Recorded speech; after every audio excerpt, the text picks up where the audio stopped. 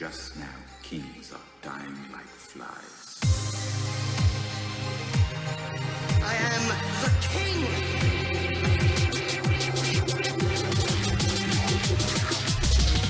Of the king.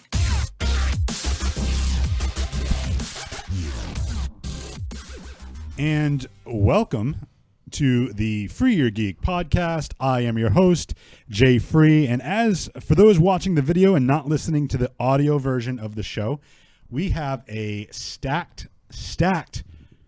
podcast / show tonight. Let me first and foremost introduce the original co-host. He goes by the name of KB. He's to my left on the video. One ring to rule them all. This No, is wait. wrong show, No, brother. wrong Wrong show. Wrong show. I should make you hold this mic. And then we have the second illustrious co-host, known as the People's Geek, the Don. You know nothing, KB. Ooh, you that's just good. know nothing. That's good. See, this is good. Now, Don, why don't you introduce our two guests? They each have their own code names. One may look familiar to you because we've seen him before. To my left, immediately, is the Lumberjack, a.k.a. Relic's Blood, a.k.a. Elder Relic. My boy, Corey Califf in the house. What's going on? You can stick with Lumberjack. The Lumberjack. And to the far left, the newcomer, the bad boy, the Knightrider. Chris Knight, welcome to the Free Your Pleasure Geek to be here. podcast. Pleasure to be here.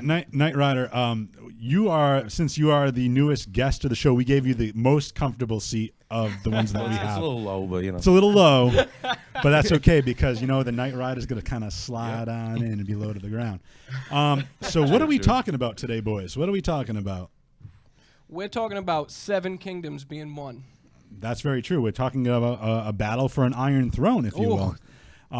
You know, we each have our own favorite houses. Looks like we have some Targaryens here. We have some Starks. We have some Lannisters. Tyrells, maybe? I don't know.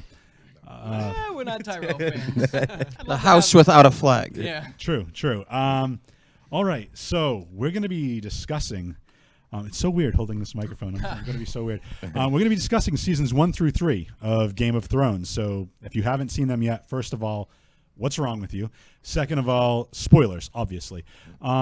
So we're going to be talking about just some of our favorite moments, and you know, we can go season by season if you want. And then if anybody wants to chime in, feel free. People watching the video on Facebook Live, if you have any comments, you want to throw some comments in, I'll be watching on my phone too. I'm going to pull it up here. But let's just start with season 1, gentlemen. What do we think? First of all, we're introduced to basically the Starks, who we think are essentially the protagonists of the story. They're the ones that we're mainly focused on, at least at the beginning. And then as the season progresses, we have a couple other houses. Yes. Let's speak on the fact that I love it. Go. the show opens up without a single main character.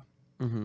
When we first come into the world of Westeros, beyond the wall, I mean, we're seeing like random rangers going on one of their expeditions, and then they bump into a tribe of slaughtered, just like, decimated wildlings, and then we see one of them turn.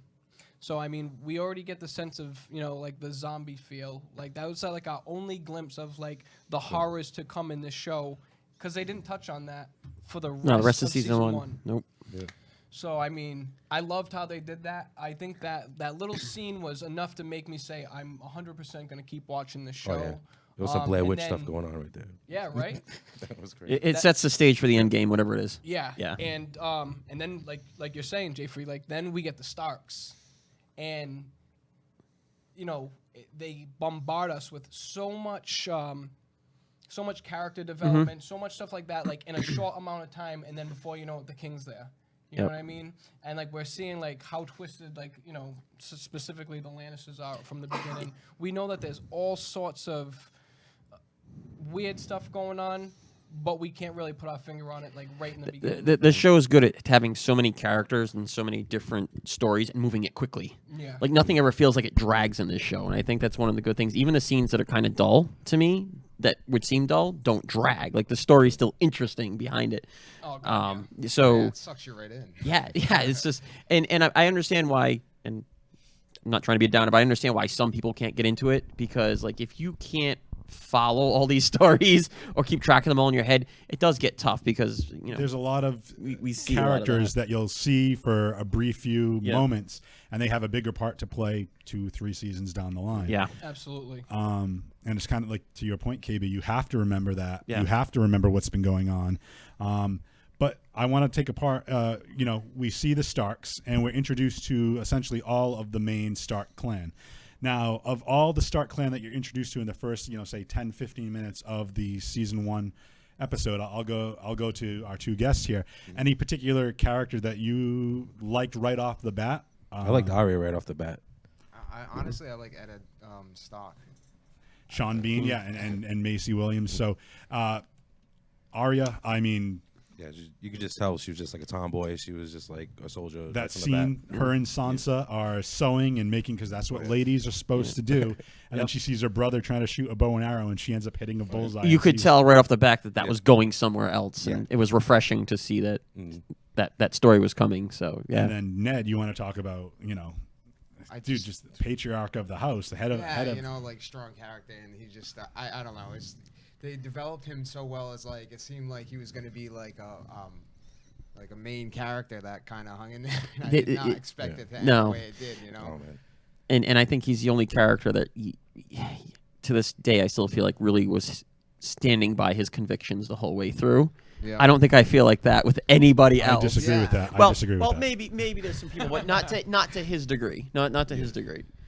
So it was overall just like this is the first family you're introduced to, so you're automatically emotionally invested in them. They go and he has to carry out the execution of one of the Night's Watch men, right? Who the scene opened with. Yep. Duty. You know what I mean? Showing that he's all and about. he brings all his son, and he brings one of his youngest sons, not the youngest. He brings Bran. Bran and his bastard son Jon Snow and Robb both tell him, don't look, father's going to want you to watch because you have to learn this. This is your house. This is the honor and code that we are putting forth here. Yes. And I think that's just a really, really cool scene. But along the way, another little plot development, they find direwolves. I want to jump That in was on interesting. Go for it. This. So now a beautiful thing about Game of Thrones is symbolism and foreshadowing. So we look at that scene and we're like, oh wow, he found some direwolf pups here, and it's cute. The family is, their sigil is a direwolf. We're gonna keep these pups, this and that. But realistically, if you think about it, we saw, they call it a stag. You know what I mean? That we saw the stag killed and the direwolf killed, and these pups left alone to, survive by any means necessary, which is good. I mean, it's foreshadowing. Like, Baratheon, the stag, Starks, the direwolf. Both heads. You know what I mean? Like, we have the mother of each dead, and these pups left to, fend for themselves or whatever. I like that setup. And there being no pups left, and that's Yeah. when Jon Snow finds Ghost. Ghost. And it's just so, like you say, it's all about the symbolism of this stuff. And Yeah. Yeah. And So he was the runt of the litter. Runt of the litter. There's a lot of things Yep. that You're tie absolutely in. right. And then we're introduced to the Lannisters and the Baratheons. Yeah. So, oh my God. So, watching, I'm bringing myself back to those first experiences with Game of Thrones. I mean, when you first see Cersei, she's phenomenal. She's I'm looking at. I don't even find Lena Headey or whatever her name is that attractive. But I mean, as Cersei Lannister, Lena when she Headey, yeah. first walks out of the carriage, I'm like, wow, that's the queen. There's the golden hair, her beautiful golden gown, and she comes swag. out. Yeah, the She's got swag. swag. The swag of a queen. She's rolling. You guys, You could put spinners on that carriage. Look at a lowrider. she's just she's snooty, Yeah. you can see what a northern woman is like, and Catelyn, who's not even, we all know she's not a true northerner, she's a Tully, but Yep. still she has changed into the northern ways. She's embraced it almost. Yeah. You get to see the cultural difference in the They're all about duty, that difference. family. Through the women, Yeah. yeah. Definitely. So One's duty, one's vanity. Yep. I mean, you see, and then you see someone I remember watching that first episode. I'm like, well, Jaime Lannister is my favorite character until the episode comes to an end. Yeah. But I'm like, oh look, there's the hero, golden armor and Yeah. golden hair and the sword, and And then you're like, he's so dreamy. I can't believe Got a little it. bromance going. Like I'm a on. man, but he's dreamy. That's it. Man Crush Monday. He's like the I can't believe it's not butter guy. No, I can't What's believe it's not butter. what's the guy from Shrek? The dreamy Prince Charming in Shrek. He's just Charming. like But no, I mean, like you get a dose of like almost every main character at that point in those first few episodes. At first, I thought he was Jefferson from Married with Children. That's what I thought. That's what I thought the actor was. Like, what? I was like, wait, that's not him. Marcy Darcy's husband. Yeah, he had the same hair. You know, That's just. it. You know. Oh man.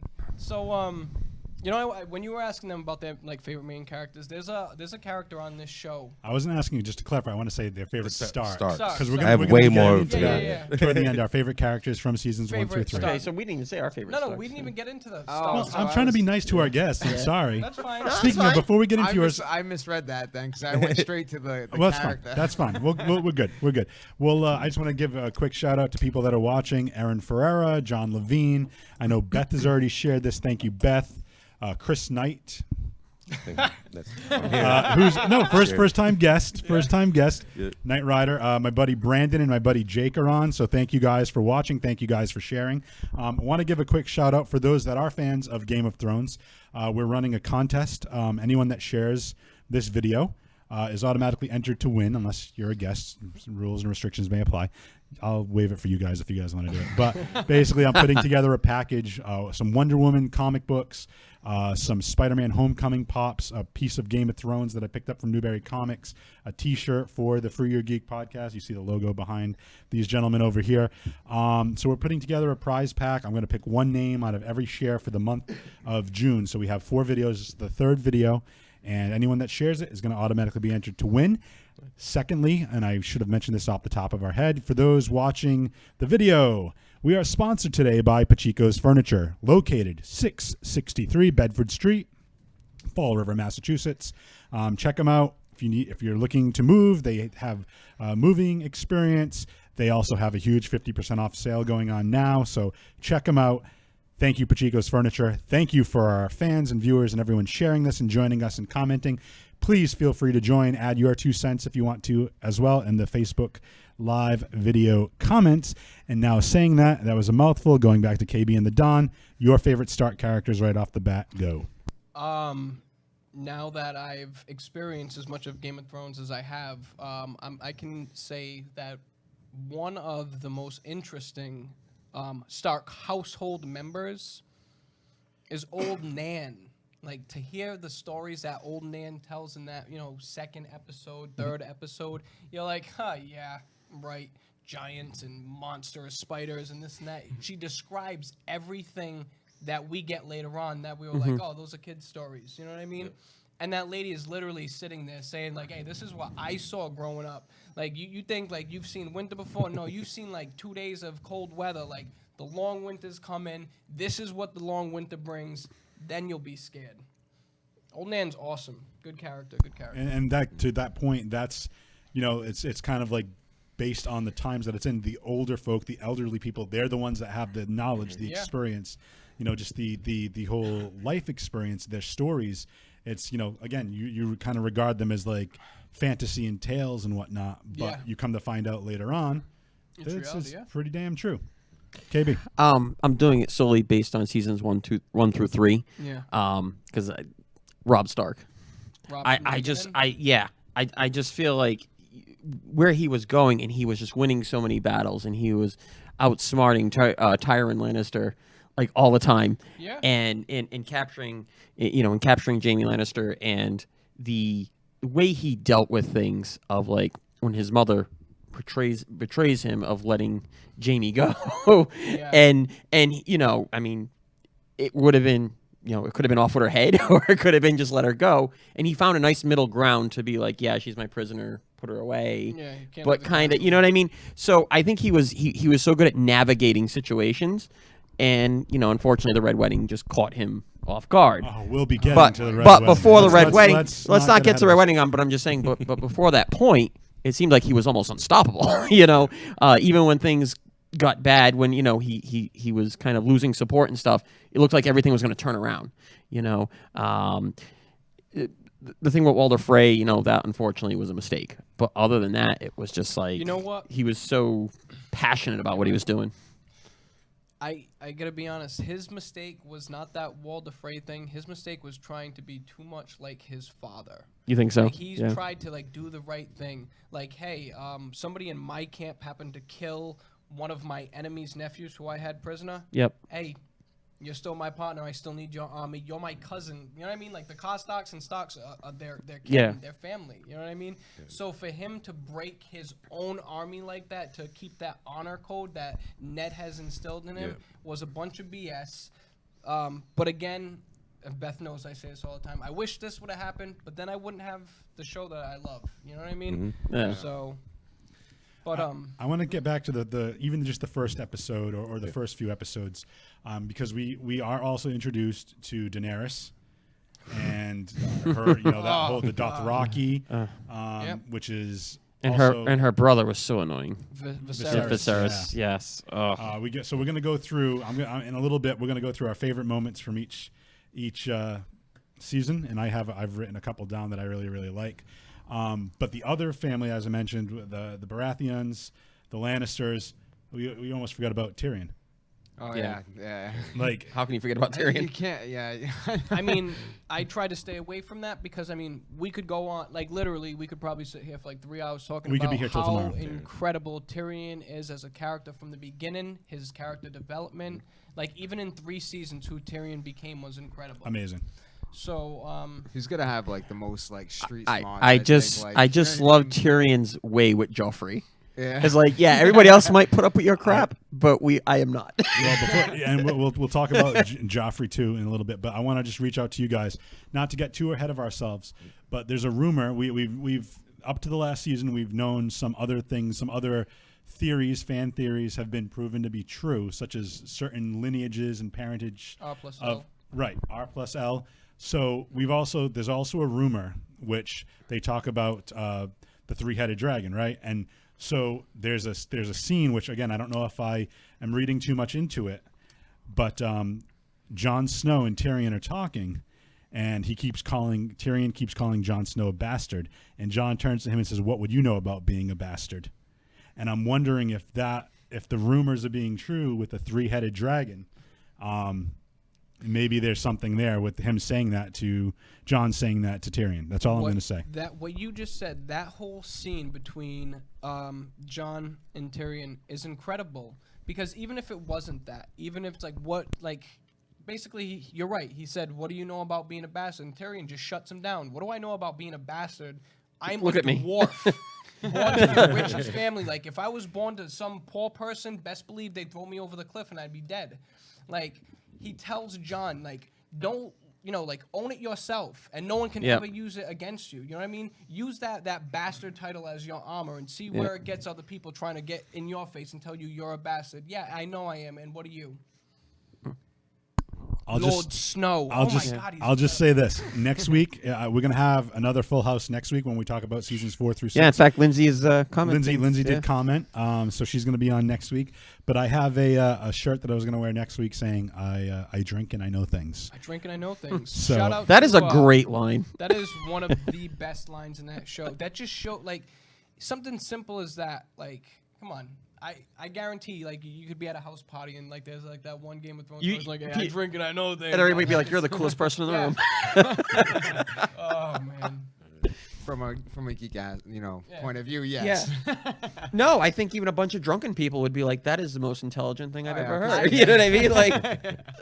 I don't know. I guarantee you could stand up in a pub and just yell, "King of the North!" and everybody would start chanting "King of the North." Okay, so we're gonna have to try that sometime. Yeah, I know. You can lead the charge. Challenge accepted. Okay, so pass it on the air. You guys probably want to see that. Yeah, pretty much. Right. I want to reach out to our two guests. Just overall thoughts of the other families that we meet in the at least the first few episodes of season 1 before we continue on. I didn't really like the Lannisters right off the bat. I didn't like them at all. I could just let me see the other families. Did we get the Tyrell? When did the Tyrells come in? You get Tyrells. I want to say, like off the rip, we get Lannisters, we get Starks, we get Baratheons, we get Targaryens, we get the Blacks. Yeah. But one of my favorite families, actually, really small, the Cleganes. Is I like the backstories, how they Cleganes, came to be. That's the wow. Hound. They're an interesting story, that bunch. There is. See some stuff on YouTube about it. I watched. Oh, Tyrells. Yes, we do. I'm Tyrells. sorry. Where were the Tyrells in season 1? That was the boy, the Lord of Knight Yep, of Flowers. yep, I can't yep, think of his yep. name. Loras. yeah, Tyrell. Loras. AKA Loras, yeah. Iron Fist. Iron Fist. Yep. Yeah. Iron Fist. Yeah, Yeah. Danny Rand. Danny. Lumberjack, how about you, man? Any particular family that you didn't like right off the King bat? Jones. Honestly, I'm actually trying to remember the the first season. That is Tyrell. That's the Tyrell was. I don't know. I'm So we can all agree though that Joffrey was a prick right off the Oh, yeah.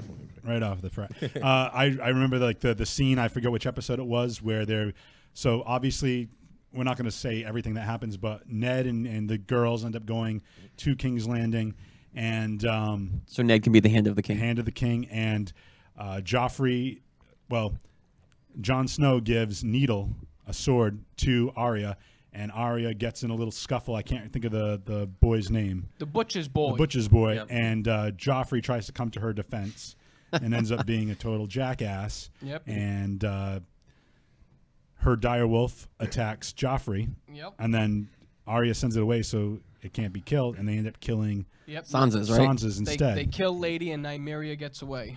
No, And- just had a question though. For Joffrey, like, with his character development, did he start off always? Did you know, like, right off the bat that he was gonna be the way he was? 'Cause he really. I think so. I felt that way. I think he was pompous. I didn't think how bad he could be. Because he like turned out to be like evil. Like Other than there was something in his eyes when he cut the of butcher's acting. boy's face. Yeah. Just see the blood. You could just see the look in his eyes. Yeah, He's a that- great that's what actor. it was. Great actor. That's what it was. Because I hated him. Because I'm like, so you know he was this a good kid's actor. gonna be just vile and disgusting. But I wasn't anticipating what happened to him either. Not to go too far down the road. right, but- and I don't think he was the most vile character, and I think we'll touch upon that next week on who the most vile character in Game of Thrones. Well, is. okay, but Speaking out of of- seasons 1 through 3, Yeah. is he the most vile character? No. Oh, Don's got a Don's point. got an Go, opinion. go, Don. No, the most vile character in seasons 1 through 3 is Littlefinger. Littlefinger caused every single thing that happened. The show Littlefinger's one of my opens favorite up, characters. and it's Littlefinger who caused all this. Like, I mean, Littlefinger. granted, we find out later on, but still, having that knowledge, he betrays Ned. He betrayed, like, betrays everybody. The whole ball gets rolling because he's like, oh, you know what, Ned, I got your back. Let's go in there. Oh, now look, I told you I had your back, but it's with a knife to it, so now you're screwed. All because he's in love with wifey. Love with the wifey, yeah. And the daughter too. And that, well, That's a little later on, though. yeah, I that think. was That's like still a- that's still Oh, yeah, creepy that was as hell. Yeah. I just want to so since we're kind of getting into it, I'm going to read the kind of the poignant moments that I think that were like wow, like either shocking or like memorable to me, starting with season 1, and then I just want to get your thoughts on it. The end of episode 1, Jaime pushes Bran from the tower. We see the whole incest thing. Do you know, by the way, how the Lannisters make a king? They push two twins together. That's a horrible joke. that was great. I like that. It fit. So yeah, what do you guys think about that whole the things I do for love, and he pushes Bran? Yeah, Bran, don't climb. She told you not to climb. Oh my Foreshadowing. goodness. Foreshadowing. Stop climbing. They are geniuses. So, are you asking them, or you want me to help you out? Everybody can chime in. So I thought it was disgusting. You know what I mean? I was like, hey, good for whatever. Like it's good TV to like get people like, oh my God, can you believe that? Shock value. But the Yeah. more you watch Game of Thrones and the more you pay attention, that was normal. That was like the royal family Targaryens specifically wed brothers and sisters to keep the dragon blood within them pure. If they didn't, like, I mean, granted, Gets diluted. they do get it, you know, and we end up with people like the Mad King, and then you hear like, I mean, the more you get invested in the books, the more you find out about other weirdos, like other weird kinks in their family chain. But Kinks or kinkiness? Kinkiness too. Both. But the whole thing is, I want to say, like, they ended up, Westeros moved away from it, and they kept theirs a secret, and all that. But I mean, yeah, it's disgusting. But for some reason in their world, it's normal. I just love how this world is and I love me Granny Tyrell. Granny Tyrell can be my grandmother any day because she is with it. That woman's got way more swag than even Cersei.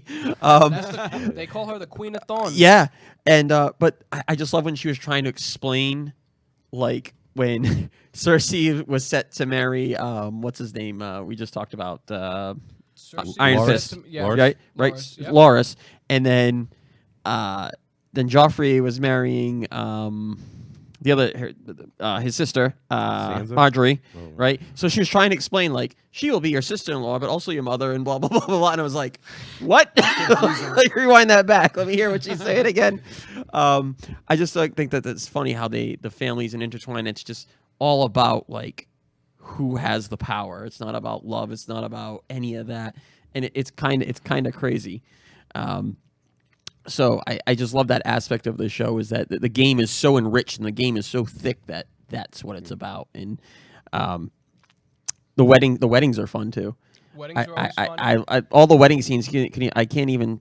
Every wedding has been a event in the show Yes. where things turn or change. There's only been one that has not been an event, and it's Are you Rob's talking- wedding to Tulsa. Yep. Which was kind of a hidden wedding. It wasn't Yeah, really like with their right. little, Brit pop. Let's wrap these like bands around our Yeah. hands and dance to the Beatles. all night. I personally liked the Sansa and Tyrion wedding because I just like that he's just trashed. He's Yeah. just drinking the whole time. He's trashed, and he's just like talking to Joffrey. And Joffrey is saying, "Oh, I'm going to bet her," and then he says something. We're PG-13, so I'm not going to repeat what he said. But he's like, "You'll be with the wooden," and I'm like, "Oh my god," So Oh, it's PJ-13. I'm out of here. Yeah, well, see, this is what we do. We get you in here, then we tell you. we tell you after the fact. You know, you're already too late. You're already ingrained, brother. My favorite scene of the entire season 1, and this is from episode 6, a golden crown for Viserys. Oh, I was thinking about that one earlier. That's my favorite scene because That is a great guy scene. is such an ass. He wants revenge. He wants to reclaim the throne that he believes is his. It was his brother that was the Mad King, and really come to find out that Daenerys is the one that's going to reclaim the throne. She's the one. It was his father. Was who it? was the Mad King? Okay, see, I'm getting confused. The Mad King's brother is Maester Aemon. There you go. Okay. There you go. See, you know more about this thing. Don's maybe. the expert. Don's the expert. Yeah, he was- Maester Raymond at Castle Black. Is that? Oh, okay. Because I knew he was a Targaryen. I didn't know that he was the Mad King's brother. Okay. All right, just as a refresher, so it was the end of season 1 where Eddard was beheaded, right? Yep. Yeah, And, we're getting there. Oh, okay. So No, I'm- okay, I'm good. That's jumping episode. That's episode 9. Look ahead. Oh, we're still. What episode are we on? That was episode 6. So that was where basically like Viserys was treating Daenerys like crap. Like, you need to do this. You need to. I'd let the whole Dothraki army their and their horses. horses have their way with you if it could get what I want. He was 1,000 just men or whatever. being so abusive to her, and then finally she keeps showing more and more backbone. She's more and more confident with herself, and then she finally stands up to him and she embraces her destiny as the Khaleesi, and basically they said, "You want your crown," and they take molten gold and they pour it over his head. Yeah. And it's just it's an amazing, And then amazing ends, that scene. was, ends with the line, "He was no dragon." Like, come on. And we see that quite early when she And then goes. drops the mic. Yep. Well, we see that quite early with her. When she goes into the hot tub, dropping in the the bath, mic. with it, and she's like, "No, my lady, it's too hot." And Daenerys Steps is, right in. I'm cool with it. So what we have not even touched on? One amazing character who just happens to be lobster of a character's sideman. So we're gonna talk about Stannis and Davos, man. Like that Davos Davos is the man. Onion Knight is pretty deep, interesting character. I like how Princess Shireen teaches him how to read. We see his character develop from Comes down to the dungeon. yeah, he's like a dumb, like smuggler pirate to actually at one point when there were the 5 kings, he was the hand of King Stannis, who he truly believed was the heir to the throne. And I mean, with all the politics of everything that went on, that was Stannis' claim. And then they just started playing games and Right. And, Well, all I'm going to say is watch your feet, man, because you're stepping on my toes right now. stepping on your toes. and All right. Davos is one of those people that earned his lordship. He did. Davos was incredible, man. And Yeah. I thought it was pretty amazing that, how him and Stannis were such good friends. Like after, because Stannis is the one who punished him and took his fingers for being the smuggler. But it was hand in hand. Like, I'm not gonna take your smuggling life when you're smuggling stuff here so I can eat. So there was justice and balance in the punishment. That's a great character. Trying to swim around whatever you got going Yeah, on. yeah. there. So we want to touch upon real quick. Still season 1, episode 7. Littlefinger betrays Ned. We were talking about Littlefinger. Yeah. He was somebody I was like totally into. I was like, oh, this guy knows what he's doing. He's gonna be undermining. He everything seems like a good that. guy. Yeah. Yeah, and that's when it twists on it, and you're like, to your point, Don, where you're like, oh, he had his hand in everything. He got the ball rolling, and he betrays Ned, and that's where I was like, oh, and then which leads to episode 9, which is the last thing I have for season 1, the beheading in front of his 2 daughters, which horrible. This is where you kind of, when Arya is just looking away from that, it's just like, who was the character that Turns was right into who's Yaren. Yaren, yeah, and I'm just like, it was just crazy, and it was the one thing, and this is where Joffrey was really out of control, right? Because Cersei was telling him, no, Cersei really didn't want him to do that. Yeah, send him to the Night's She knew Watch. that was He was going more to valuable alive. cause. But that's when you get your first taste that Joffrey was like the way he's gonna be, like the way Yeah, he's gonna this is develop how it's going to be. Yep. Yeah, because I think I was kind of shocked because I thought he was actually gonna kind of get off, and they weren't gonna actually go through with that, and then before you know it, that didn't really work. Because out. let's face it, he is the main character really of season Well, 1. That's what leads you to So believe. that's That's what starts the ball. Ain't yeah. nobody- any of your favorite characters, nobody is safe. It'd be like Yeah, killing exactly. Rick in the first season of The And how Walking many Dead, shows and do like they have a main character that everybody loves that they're like, all right, you're out. Yeah, to his It's- point. you don't If you- expect if that. you That kill- was a perfect analogy. Yeah, if you right kill there. Rick in the first season of The Walking Dead, that was a great point. Like, Yep. that's like, wow. That's But Or your down. point is that a Exactly, show can still go somewhere with a Right, main absolutely, character. absolutely. So And depending on where the story goes. So, my point to that too is we saw some other things. We saw Sansa kind of almost becoming more and more obedient to the Joffrey and the Lannister. She wants to be that lady, that royalty. She wants that posh lifestyle. In contrast, Arya doesn't want to learn any of that stuff. So Ned gets her a quote unquote dance instructor who teaches her how to kind of fence, sword fight a little bit. Yeah. So I think that's just like, to your point, the tomboyish. I think that kind of sets up their characters, and that you see that even now that we just finished season 6, a few months ago, we see how far those characters have come and which way they've kind of diverged in their paths. And I think it's so cool to see them how they were now and where they how they were then and where they are now. And I think that's really, really cool. But moving on to season 2 real quick, just some of the things I want to talk about. To your point, Stannis and Melisandre, the woman in red. This Keep the necklace on. we'll get there. We'll get there. But so they end up having relations, and in episode 8, it creates a shadow creature, which both Stannis and his brother Renly are both claiming rights to the throne now that King Robert is dead, their brother, and the using shadow the monster. same house name to back them as Right. well. Except Splitting the army, Renly yeah. was smart enough to be backed by the Tyrells as well. So, and then we didn't mention that Stannis. You mentioned Melisandre, but we didn't mention the fact that Stannis went completely mental, changed religion, now worships the Lord of Light. Everybody thinks he's cooked up top. You know what I mean? He's not really making too much sense as a character. Renly's more charismatic. He's no warrior by any means, but he's a man of the people, so to speak. He's a leader people will follow. Yeah, and then he has the money to, he has his Donald Trump to back Having him. Marjorie at his side is huge. And Marjorie is such a genius. Probably one of the smartest. Probably the female best, one of the better players of the game. Yeah, I would definitely say so. I love the conversation. We're jumping all over the place. There's no way we could really stay focused on this show Right. because it's Game of Thrones. But there's a conversation between Marjorie and Littlefinger, and he's like, "What do you want? Like, do you want to be a queen?" And she's like, "No, I want to be the queen." And Yep. he's like, "Light bulb, got it. I'll make that happen." So Littlefinger is still creating issues. You know what I mean? I'm gonna move this piece right here, put it next to this one, see how that works. While that's going, you know what I mean? Then like his whole Veil storyline. There's so much going on. There's with a Littlefinger. lot. He's the He's puppet one of my master. favorite characters. So- Bro, but we didn't. Littlefinger. We're talking about the Yin, and we didn't even mention the Yang at all in any of our season 1 talks. We're talking about Varys. we're talking about Varys. I mean, there's an episode called, I want to say, maybe it's like The Wolf and the Lion, where Arya is chasing cats. You know what I mean? Yep. Severios Ferelli, or whatever his name is. I like that guy. Tells her, go chase cats, and she chases them and ends up in a... Remind me of when Rocky was chasing chickens. Yeah. I mean, first off, in this episode, we see a dragon skull, so we know for a fact, oh my God, dragons existed, and look at how tiny they make this girl look. But I mean, we hear Viserys talking with the guy from Pentos, and he's like, "Listen, like if one hand of the king can be removed, so can another one. We need to like make things happen here, so we can get the Targaryens back, running this the way that it's supposed to be ran." Yep. But I mean, I feel bad for Ned Stark because he's like, "Hey, are you gonna help me? Yeah, this guy's gonna help me. Hey, are you gonna help me? Yeah, I'm gonna help Yeah. you." And then it's like, Varys sees what's going on, wants to kind of step back, not get himself tied into all that.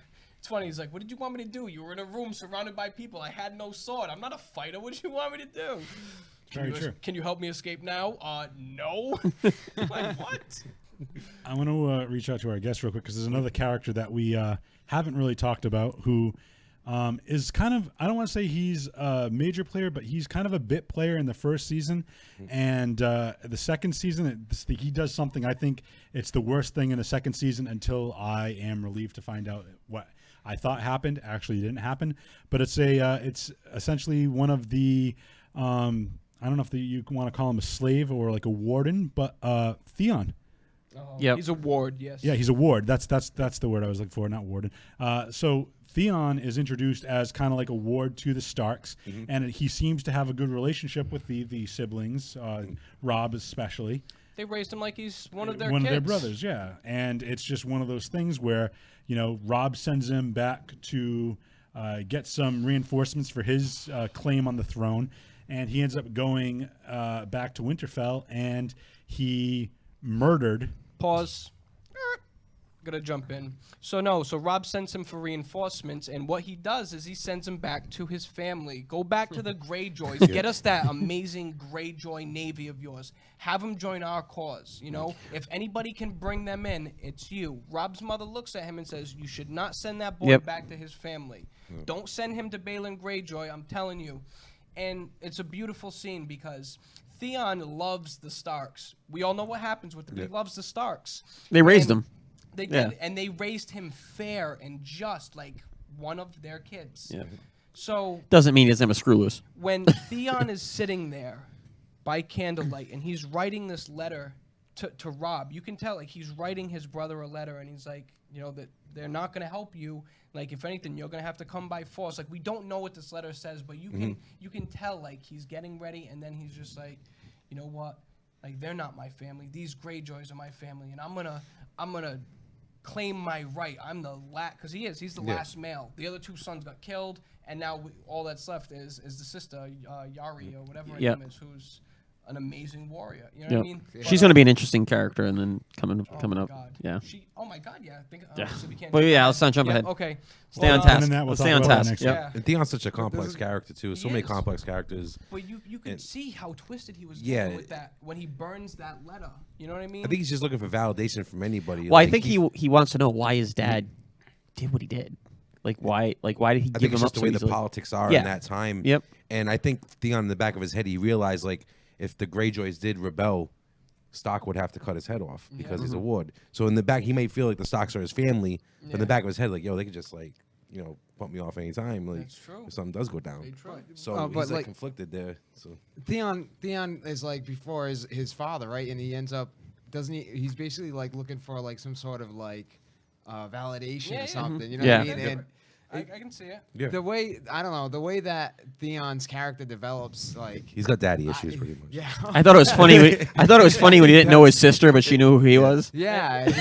He's like grinding up on her ass. Yeah, I was gonna say. I guess that was normal, though, right? well, That's- yeah. I don't think Well, he didn't knew- know. In all he didn't know fairness, yet. so He still would have rocked But it. he seemed kind of disturbed when he found out it was his sister, though. It Yeah. wasn't like the other ones, you know. They were Yeah. like all on. She wasn't interested anyway. All right, so I don't think she's interested in men. no, I don't think so either. No, it was one episode you could definitely. you know, unpause. she's interested. Back at Unpause. Winterfell, So, kills. yeah, to kind of prove his point and reclaim, he ends up burning the bodies of the 2 youngest Stark children, and that like killed me. I was like, oh my god, like all like, you know, all this stuff is happening. Ned's gone now, and now they're killing the two youngest boys and all this. And come to find out, he still killed 2 boys, but they weren't the Stark boys. The Stark Killed boys. the had Reed gotten- boys. Yes. So I didn't buy that for a second. That was one of those things I kind of knew was the farm boys. Yeah. Because as See, soon as I read it I kind of all. put 2 and 2 together on that one and was like, it's not them. we should probably say I've never read the books. No, that's something. I've read the first 4 books. I read the first book when season 1 was out, and then in my in between time, I read the second book, and before season 4 came out, I banged through the 3rd book. Yeah, but how much And of the seasons can you like really get from the books? Because the books really do go their own way. Completely, but this is what Game of Thrones does. Book 1, which is a Game of Thrones, goes exactly by season 1. You can tell that when they made this show, they're like, we're probably only getting 1 season out of this. Let's try to get big stars. We're gonna try, like Sean Bean and Mark, whatever his name is, guy who plays Robert Baratheon. Those are 2 late, and Lena Headley or Headley, whatever. Like some of our characters in the show have already been in movies before. We know their faces and all stuff like that. But I just threw myself off. Where were we You were going? talking about the books with the Oh, shows. so the books. So then when you start getting into, like a Storm of Swords, a Clash of Kings, like all things like that, like as soon as you open the cover of the book, it says, "Hey, just so you know, some scenes take place in a week, some take place in 2 weeks, some take place over 3 months." And what I love about the books is, I'm gonna be honest, I'm not a reader. This really roped me in, like from watching that show and like seeing the characters. Like You want to know more? I did. I wanted to know more. And now the show's ahead of the book, right? Yeah. Yeah. So I mean, it's I can already see it there being 2 completely different endings. But when you're reading this book, like for instance, you know the part where Arya and the Hound, I'll take all your chickens. Oh, I love that. You know what I mean? I love that scene. So that whole I hate the scene chicken. is when you read it in the book, you read about somebody else going there earlier and stealing a horse, and then these soldiers end up being stuck there. And then so on, you know what I mean? Like you see like how all these things line up. In the show, you don't. They kind of set the dominoes on the table, and then when it gets And then, pushed yeah, over, you see. That's perfect. Yeah. In the show, what they did was they're like pushing over the dominoes. Here you go. Here you go. Here you go. Yeah, they just throw the dominoes Yeah. at you, if you will. That's You a have horrible no idea, analogy. But no, one of the things I do want to say about the book, because I actually started reading it. I'm also a horrible reader. Yeah. I love to read, but I have like this ADD thing. But what I like about the books, and for those that are thinking about reading the books, just to kind of understand and get that background, even more information, the chapters aren't that long.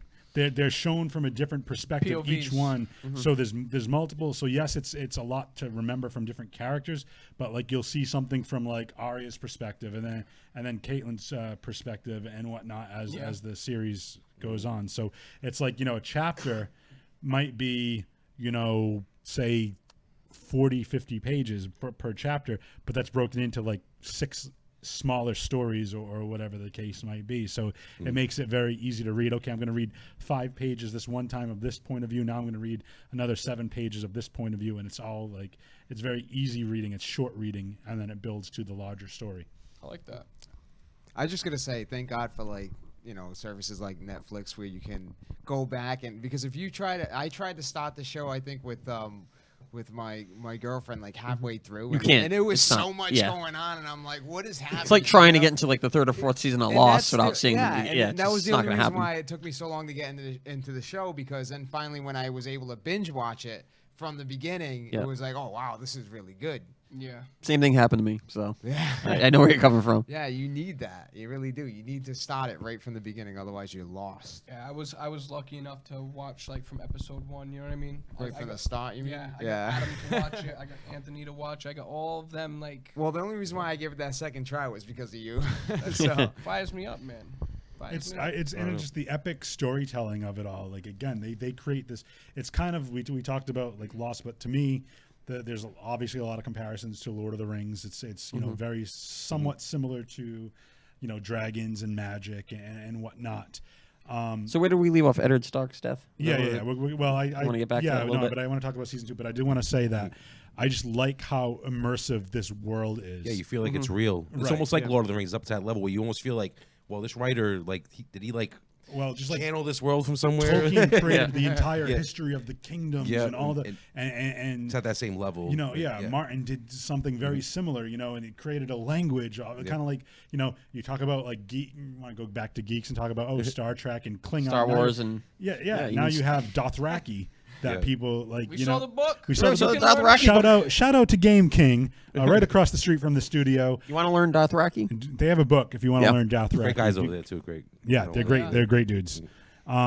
So okay, yeah, let's talk about some other stuff in season 2, because I don't have a whole lot more to talk about. Those are the big moments for me. How about you guys? Anything? Season 2. I don't want to kidnap the show. Once you guys start talking about stuff, That's I'll jump mainly in. going to the watch. That's mainly season 2. Well, that's He's the at thing. the watch. And then once all the pieces get put in place, it's really taking place. The story takes place at the Wall, Yeah. King's Landing, Winterfell, and then where's Daenerys? Well, you were talking about Stannis and No. But I'm sorry. saying the different pieces, like the different settings. Ready? Yeah. So season 2, this is what we have. Season 2, we are actually beyond the wall now. We're at the Fist of the First Men. Daenerys is now in Quoth in like that desert Yep. area. She begged, they let her in, and she's starting to meet people over there. Arya is now on her way to Castle Black. We have an incident with Lannister troops. Arya becomes prisoner. Arya ends up at Harrenhal. Sansa is our main character. Sansa's locked away at King's Landing. She is somewhat of a prisoner because she really has no family to back her. Robin, Jaime are at war, like you Yep. said. We get to meet Tywin. Tywin is a monster. He's a beast. Tywin's winning his portion of the war. Jaime is not winning his portion of the war. Where we get to meet Bronn. We never really talked about Bronn. Bronn is one of my Brought into the favorite shows. characters. 100% he is. He is a pimp. Oh my God! No, He is right. a pimp. Sir, bro. I'm gonna say one of the Yeah. best Tyrion lines ever. I know you guys are talking about Yeah. I drink and I know things. Yeah. But if there are any kids watching, block your ears. So there is a woods person, you know what I mean? Like one of the people, and he goes, Tyrion of House Lannister, how would you like to die? And he's like, with a belly full of wine at the age of 70 with a woman's lips wrapped around my cock. And they died laughing. They're like, kill the tall one, take the little man to dance for us. I mean, like, it's incredible. And, like, Tyrion's genius. He's like, you know what? I'm going to take all of these people. I'll offer them some swords, a little bit of money, and here's my army now. Let's add them. Well, it goes back to what you said from the kind of harkens back to the first season first episode where what do they call it? The brothel. Tyrion's in the brothel, Yep. and they're talking about Jaime. Oh, I hear he's the handsome one. Well, he got the looks, but I got the brains. Yep. I got the smarts, and that goes back to he's so quick. He knows how to talk to people. He knows how to strategize. He knows how to get out of those situations that he gets put in. He anticipates. He thinks like 3 steps ahead of the game. Very true. Very true. So with all that Don's mentioned, any particular scenery or moments grab you from that area? Season 2. I have to say the battle when they're beyond the wall and they take over and they kill Crasta. yeah, Yep. Castor's Keep. Castor's, yeah, Yeah. that was an like, amazing story. Like the way they took it over, and Jon Snow had to come back and that was a great. I think it was a couple episodes that happened. That whole situation was incredible. I remember reading that before seeing it, and I'm telling you, like, you're reading it and you're like, heart's broken because you know how much Jon Snow looks up to Lord Commander Mormont, who also, which I love about this show, Mormont went is down that's Jorah Mormont's Yeah. a father. beast, man. You know what I mean? Like Jorah, Daenerys' right hand man. his father is actually Jon Snow's right hand man, which is great. And I think it's also amazing that gave him the sword. Longclaw is not supposed to be Jon Snow's sword. That's supposed to be Jorah's sword. Yeah. But Great show. But what else? I'm trying to think of things that like what. Okay, so we see Tyrion be made Hand of the King, and Tyrion knows that nobody knows this castle better than Stannis. Stannis would know exactly how to attack it. So what they do is they assign titles like like king and like president, vice president, like we have now. Yep. So I mean, like we had what's his name? Varys is like the master of whispers. Littlefinger, master of coin. Well, we never really see him at a meeting, but Stannis is the master of ships. So, like, he already has the best navy on hand. Tyrion knows that. Tyrion knows that he is going to use... So basically, he just wasn't there at the time of Robert's death. Yes. So he wasn't there to assume the throne, but had he been, it would have been a whole different story. Or if Ned was a beast. If Ned was as corrupt as some of the other characters If he played the game. Ned could have just killed him. He could have just killed Joffrey and sat on the throne. Or he could have just, like, locked Joffrey up until Stannis got there, which was kind of his original plan, but... And I want to tell you guys something, too. So I can incorporate this really quick, like, book to TV show. Cersei knew, before Ned even opened his mouth and said, I know about this, that, and the other thing, because anybody who watched the show, you guys get to see Ned sit down with his daughters and say, pack your stuff because we're going. Well... What we don't see on screen is Sansa runs right to Cersei, bawls her eyes out crying, and says, Daddy said he's taking us back home. Please stop him. He said that there's something going on with your family. Stop him from making this happen. And then, boom, so she's already prepared. She knows to get her guards ready for this. Like, Ned is completely not ready. And on top of it, he sent... He wasn't ready for King's Landing at all. He wasn't, no. It's not his place. He's way too honorable. And he knew that. And what's funny is Robert was also not ready for King's Landing. Yeah. Like, he was like, oh, I'm king. I'm going to just go whore it and drink. You know what I mean? Like, And hunt pigs and, He says it. You know what I mean? He was like a rock and roller that wasn't ready, just like, coke and hookers all the time. You know? I want to very quickly just Joey Whip Joseph Whip says, hey, buddy, stay on the mic because you keep going in and out when you're moving. So. Oh, I'm sorry. Sorry, Mr. Whip. So yeah, I get the mic volume turned up all the way. It's just we're all right. He's into it. Yeah, let me just maybe I can adjust like this and like I don't know. So yeah, what else? What else you want to cover in season 2? Season 2, I think I think that Arya's arc is actually pretty cool too. Mm-hmm. She's got a lot going on with her. I don't know if I can't remember which season because they're bleeding together. Does she meet Jack in that season? Yes, she does. And that sets up a huge storyline. Yep. Valara Margulis, we'll talk about that. The girl gives a man a name. But I think that's really cool. Anybody else want a season 2? I only have one thing for season 3, and that's episode 9, and that's the most shocking thing to me, which I think we can all talk about. And season 2 was also was that when the attack on the sorry that was the attack on the wall, not the wall, the on King's Landing. Or was that yes season? That's episode 9. That's Battle episode 9. Blackwater. Battle of Blackwater.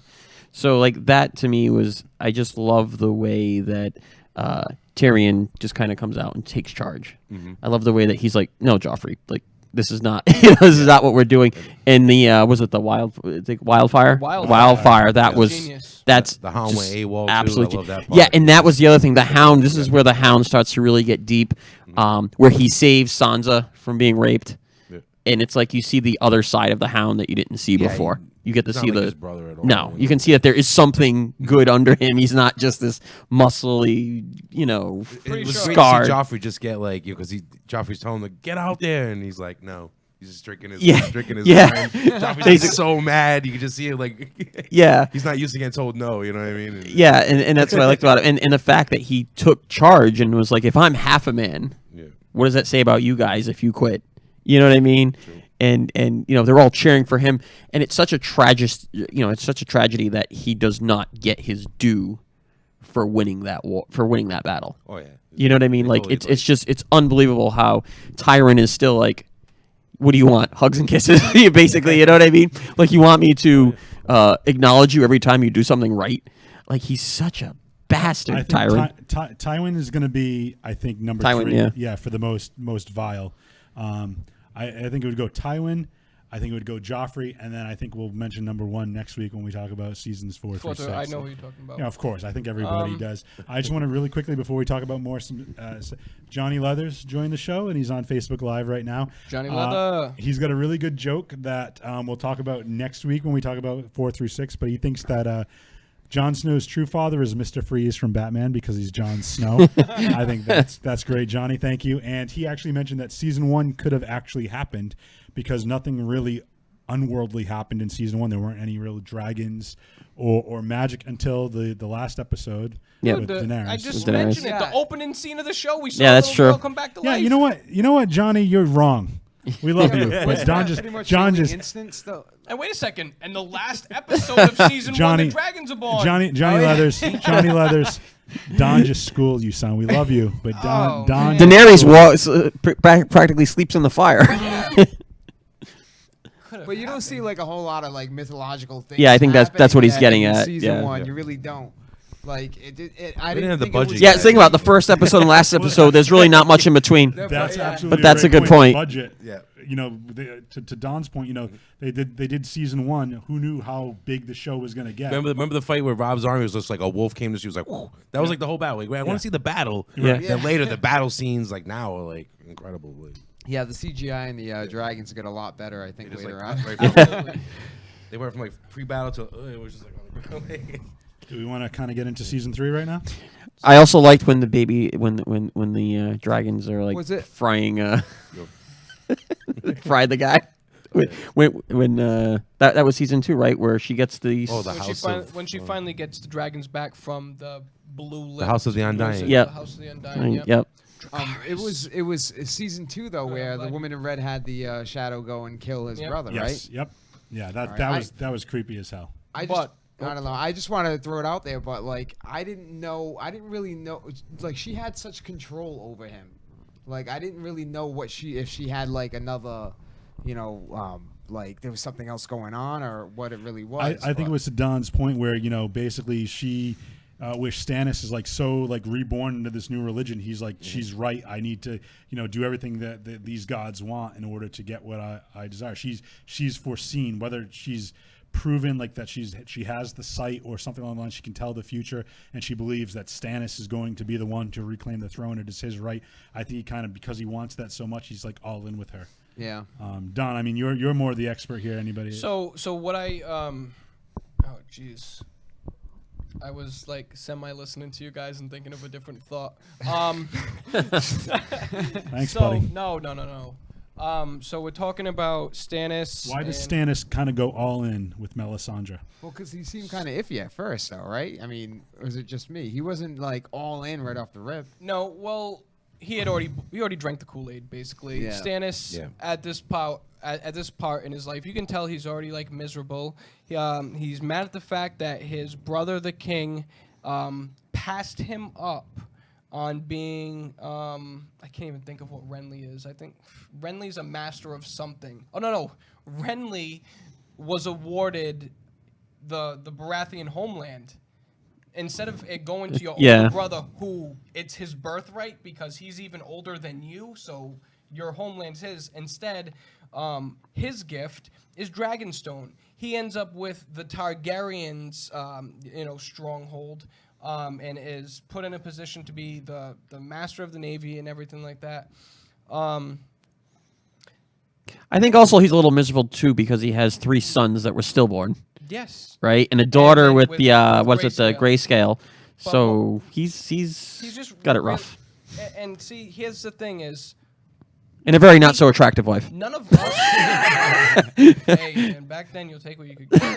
But, I don't know about that. Come on. oh man, that's a really small island they live on. I guess so. You gotta be happy. I just want to say Johnny Leathers comes in and says he actually applauds you for kind of schooling him. He goes, yeah, I guess that's what happens when you watched it months ago and you were high on Green Eye of the Poppy. Green Eye of the Poppy. Crazy. But we don't ever get to see it, but Melisandre shows her proof. She has him look in the fire. He actually sees his victory. But here's the thing, like, But she manipulating But that's them, where you know. I think that's where he started becoming a lot more committed. Like, well, yeah, yeah, he was committed. Like you said, he drank the Kool-Aid. He was already committed. But I think when he saw that, it was like, okay, I really believe. I think he was. I mean, he was even more in when, Melisandre, when she gets the she takes the bastard. Yeah. What's his name? Gendry. Ties him to the bed. Has a little. What were they like? They were leeches. Little leeches. For King And throws him in, and then he's like, "Oh, look at Robb Stark." Like, put one in for Robb Stark, and Yeah. he gets killed, and it's like, oh, Davos. Yes, this happened, so it worked. Yeah. You know what I mean? Yeah. So I think he was a little more in at that point too. So, guys, I mean, realistically, he was in no matter what. Look, Yeah. like, not that I mean, she's a smoke show in those days. If she took off the collar, he would not be in. Yeah, no, He'd be running. a smoke show. you're right, but honestly, like, as a man, like, that's a very attractive woman who's like praising you, telling you that you're the Lord of Light reborn, and that she's seen your victories in battle. She's blowing his ego up, of course, man. Who wouldn't want somebody around that's like, hey, it's you. You're And the think guy, about it. He has a situation with his wife, like I said, having 3 stillborn sons. That's so like negative and And the wife dragged is okay down, with, and the wife is completely she understands. okay with them having sex. yeah. So I mean, he just keeps getting more bits and pieces of her power, and he makes the mistake in season 2 of not bringing her with him to the Battle of Blackwater. He should have continued. Like, if you gotta get the Iron Throne by all means necessary, what you need to do is you need to have no stops. Which is why he blames Davos. Exactly. Yeah. And look, Davos loses his son because of that. But And Davos still wasn't all in. he still was You know? fine, yeah. So yeah, it's season 2 was actually really good. This is last thing on season 2 before we move to season 3. That's okay. Is you talked about the House of the Undying. Within the House of the Undying, Daenerys is shown visions. Now, the one vision that's most important and stands out to me is the foreshadowing thing where she is actually going through the Red Keep. The Red Keep is completely destroyed. The ceilings are burned down. It's very reminiscent of Harrenhal, which was another great castle that the dragons destroyed. Now, we get to see that. To me, I'm not saying like, oh, I know what's going to happen in the show, but I mean, guys, there's dragons. King's Landing's going to get destroyed. Like, she's seeing, like, you're going to fight your hardest for this, and look you accomplished nothing. Instead of everybody working, I'm getting too far ahead of myself. I can talk Game of Thrones like a nutcase. Guys, talk. So moving on to season 3. The only thing I have on season 3, which I think kind of a shocking moment, which, again, not having read the books, the Red Wedding. I mean, to me, the most... Was that season 3? Yes. Yeah, when thinking really- back this, I thought it was season 4 for a bit, and I'm like, no, wait a minute, it's actually 3. It's, Alright. That shocked me. The whole next day, I was like, Yeah. Did you guys see that coming? I No. mean, I really? didn't. I No. didn't. I didn't. Because and I'm sorry. I'm not Go. In the way like the wedding was going, like it looked like it really was. Because everything's perfect. Well, yeah, everything was great, and it just totally flipped. And I was just like, I think at that point it was like, yeah, I totally love this show. And So to me, like, yes, I mean, it sucked for Catelyn and for Robb, but to me, the one that stuck out the most to me, the one that made me cringe the most, was Robb's wife, because she was pregnant. Is it Talisa? Oh, I know. And they kept stabbing her in the stomach, I and know, that made my stomach. What was it? cry. Her name Talisa? They Is it didn't go Talisa? easy I on think so. you with that. At Yeah. all. No, they spared Like, nothing she's on that. pregnant, Nah, and I'm just like, oh man, like that stuck with me. That, I mean, yeah, you're fans and you like these other characters, the House Stark, and it's just like we saw 2 other like prominent members of House Stark like eliminated that day. But again, to me, it's just stabbing a pregnant woman in the belly and over and over and over and killing her like that. Roose Bolton just kind of. But speaking of the Boltons, though, we didn't get to like Ramsay and. Ramsay's not Ramsay's character would actually come into season 3. You're right, actually. Yeah. But his character development is not too much. Like we only get to see the torture scenes between Ramsay, like the mind games that he plays, like when Ramsay pretends he's breaking Theon Greyjoy out of jail. Another that's why I wanted to bring it up because Yeah, he was so twisted. and castrating Theon and sending it home in a box. I know. Like it's just like, and then his dad's like, "What do we care?" You know. I'm sure everybody here had the same reaction, like when that happened too. It was just like, oh man. And the way he did it too, like he sends them like 2 hot girls like before, Yeah. and then like stops it, blows the horn. I'm like, oh my god, like this guy is just. That Ugh, was it's so unbelievable. brutal. He's such a brutal character. You can't like you love to hate him, you know, but I don't know. Yeah. He was such a good character. But again, like that starts. We want to talk about like these horrible characters from Tywin Lannister and just the abuse that he puts. He plays his own family against each other, like between him and Tyrion and Jaime and Cersei, and then Joffrey, just the little prick that he is. Speaking of Jaime, we haven't really talked about Jaime that much. He goes through a lot too. And with what's her name, Brienne Brienne Tar, yeah. right? And you see that turning moment where they're sitting in the bath, and he's telling her why he slayed the king. The real reason why he slayed the king, because this is where because I'm hating the character up until that point, and then when he tells that story, I'm like, okay, now I sympathize a bit more than I did before, and I think that's when fans started liking the character more.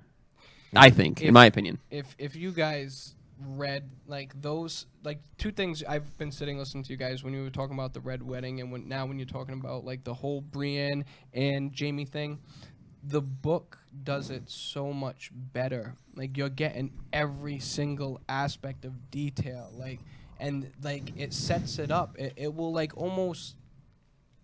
You can, for instance, when Jaime is having the sword fight with Brienne on the thing, there are respect of mutual. You said it. Mutual respect. Mutual respect for each other as fighters. He's impressed by her to the point where the goat, his actual name is the goat. He's one of Ramsay Bolton's henchmen. Catches them 2 together, hacks off Jaime's hand. Jaime still gets let free. They want to keep Brienne for money and have her fight the bear, the maiden and the bear. And Jaime comes in, jumps down, fights a bear, takes even with one hand, doesn't care. Yeah. So I think it's a cool roller coaster ride with Jaime because again, I think to your point, like you said, you kind of see him as the hero starting off in the first episode of the first season. Then by the end of the episode, you're like, wow, this guy's a dick. He pushed a kid from a tower, kills his own cousin, and yeah, to get out of the prison. There's a whole thing with him in season 2, and then you kind of see almost not a redemption arc, but you just start empathizing to your point a little bit with him, and you kind of because now we're to the point, and I don't want to talk too much about this, but now I'm kind of on his side again from where we are. Yeah.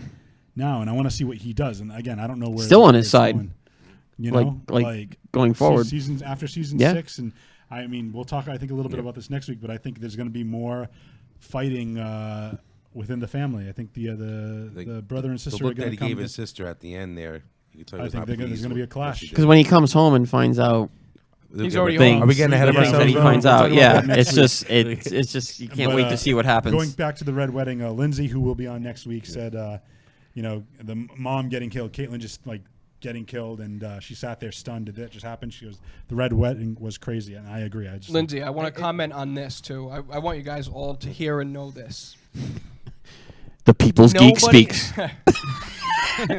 You guys need to understand that Catelyn was the first one to know what was going on. Before anybody else knew what was going on, Catelyn knew. Catelyn's sitting having a conversation with Ramsay, and Ramsay's hand's just on the table. And she sees a little bit of chainmail coming out from his garment, and she knew. She's like, how could you? I mean, I don't remember if they do that on the show, but in the book, she's like, how could you? And then the Reigns of Castamere stop playing, and she just knows. She freezes, and then next thing she knows, she Ramsay, sees, do you mean Roose? You mean Roose Bolton? Because isn't Roose Bolton the dad? Oh, yeah, Roose Bolton. Yeah. So that's a great point. Yeah, I mean, she sees everything going on, and then it's beautiful. She thinks that grabbing this disgusting pig of a man's incestual daughter-wife It's gonna stop and anything. holding a knife to her throat is gonna stop her. Yeah, No. that just totally knocked the last pillar out from the Stark family right there. Right Yeah. after that, the And wedding, just like the army was pretty much decimated. Because in all No both of leadership. their heads, Yeah. in Rob and Catelyn's heads, Rickard and what's his name? Bryn. Already dead, and Bran are already dead. Bryn. Like there's actually a conversation. It's not in the show. 100% it's not in the show. It's in the book, which should have been, where Catelyn and Rob are talking, and Rob's like, "I'm gonna make Jon a Stark because we're dying here." fighters. Yeah. Like I'm gonna make him an official Stark, and then this is what it's gonna be." And even at that point, Catelyn's still like, "No, listen, we're gonna figure some things out." That's another kind of storyline we didn't really talk about the animosity between Catelyn and Jon. Which it's really not, though. Think of that beautiful story that she told About when he was sick. in saying praying to the gods. And she would be, Yeah. and she would be the mother that she should have been, and blah blah blah blah blah. And then was so disappointed in herself that she couldn't do it. Yeah. So it's one of those things. What else happened in season 3? Tons. Oh my God. Friggin'. Did Most Daenerys important get thing the slave army? Didn't she get the slave army? she in got her. third- Yeah, third season? she did get her slave army. But I mean, Was it the House Without Banners? Brotherhood Without Brotherhood Banners. Without season Banners? 2. That was season No, that was 2. season 2. That's right. But most important is Jon Snow is no longer with the Night's Watch at this point. Jon Snow is now with the Wild. We didn't even talk about that. He has With the Gilly most- and not Gilly. No. Gilly's with Gilly's someone with else. him. But there's the conversation, the first Egret. conversation Egret. Yeah, that's it. between Jon Snow and Mance Rayder is perfect because the show did it completely different. I want you guys to know that, it was a very simple conversation, and Jon Snow said an amazing line. "I fight for the side that fights for the living," and that kind of gets Mance Rayder to believe him. But now the conversation actually should have went a little something like this. Mance is telling him that, he used to be in the Night's Watch, that he used to go beyond the wall. He's actually been to Winterfell before. And the last time that he was at Winterfell, it was a big party because King Robert was in town and all that. And he said, I was there within the festivities and I didn't notice you, Jon. And he's like, yeah, you won't ever notice me. I'm the bastard. I'm not allowed to sit at that table, blah, blah, blah. He's like, I was never a Stark. They never cared for me. They always made me feel left out. I would always feel like I was a part of something else. And then, boom, that's what kind of gets Mance being like, all right. You're an outcast. You're an outcast, one of yeah. us. Mance is a phenomenal character. I don't want to dig too deep because I'm getting starving. But I mean, Mance is a phenomenal character. Mance did the complete unthinkable. Mance took every single clan that hated each other, despised each other, and has been killing each other over centuries and centuries, and he made them one, which was unthinkable. We get to meet Egret. Jon and her hooked up in the hot spring under the snow. I mean, there's so much stuff. That's my favorite female character on that show. I think she is beautiful. She is that amazing female character who isn't about the politics. She's like your warrior. She is like your grown-up Arya. Just a little Charisma character Yes. and real. And she has the best line. You know nothing, Jon Snow.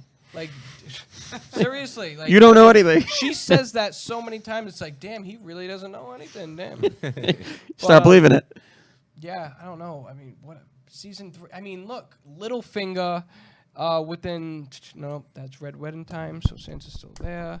Dragonglass, Brennan. Dragonglass. We didn't even talk about Dragonglass. Brandon, was it Brandon?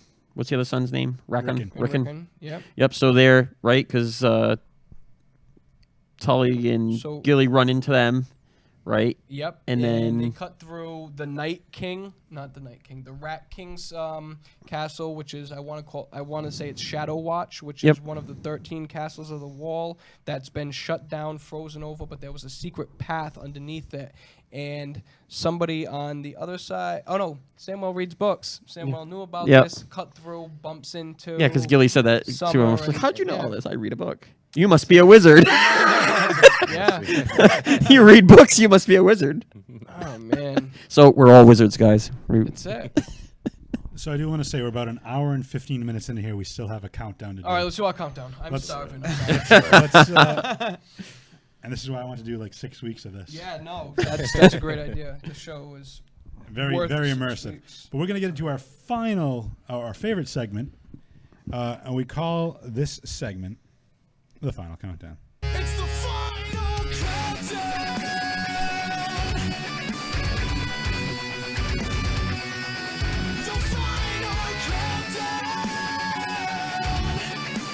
Yeah.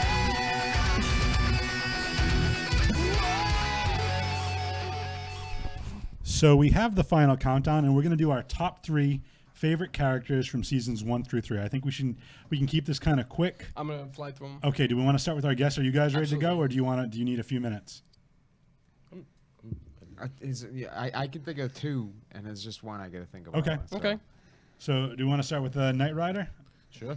My favorite, one of my favorites right off the bat. Let's start with number 3 and move our way down to number 1. Oh, So you're gonna do 3. 3? We're all gonna do 3. Then we're all gonna do 2. Then we're all gonna do Okay. 1. Third favorite I'll start with Arya's my third favorite from season 1, 2, 3. Just her spunkiness, and like I can just see she's gonna be great for off the bat. Yeah. Yeah. How about you, Lumberjack? You ready, or you want? My number 3 is the one I'm having trouble with, so Okay. I'll pass. We'll for come now. back. We'll come By the back to you time, first. yeah. We'll go Don. What's up? Number 3. I'm gonna have to go. So many characters. I have to look through a list. Just think about all the ones that I want. No. Seasons 1, 2, 3. I'll go Varys. Varys was awesome. Varys was very had his hands in everything. And I mean, we end up finding out that he fights for the good side. And Varys, I don't know, he's a very complex character. The dude can take a verbal beating from people and just be like, yeah, I don't have a twig and berries, but hey, you know what? You shouldn't be thinking about Most that. disturbing thing about Varys is the scene where he has the wizard in the in the box. No, the wizard in the box. Yeah. And he's like, Oh. I remember that day telling the story, and then, oh, look it, he's in the box. I have him here. Yeah, Varys is pretty cool. Real quick, Johnny Leathers says his favorite male character is the huge blonde that protects Jamie. Johnny Leathers. KB, how about you? Braun.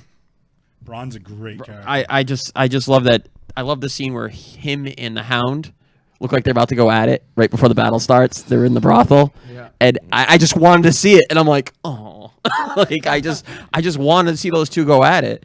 Yeah, he's just a pimp, and, You know what and I he's love? funny too. He's a little bit of a comic relief too. I know it's about to go to you, but you know what? I'm Braun. Go for it. Yeah, That's yours too? Yeah, I have to go Sean? with that. Okay, perfect.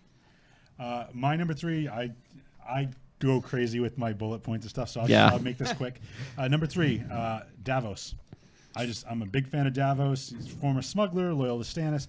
Some of the things I liked, season 2, tries to get Stannis to ally with Renly. Again, don't divide the house. In order to battle Joffrey, he accompanies and then watches Melisandre give birth to that shadow baby. And his son is then killed on the ship in that wildfire explosion. And then season 3, he does form that, as we mentioned earlier, forms the bond with Princess Shireen. She teaches him to read. But he continues, even though he's loyal to Stannis, he's continuing to feud with Melisandre.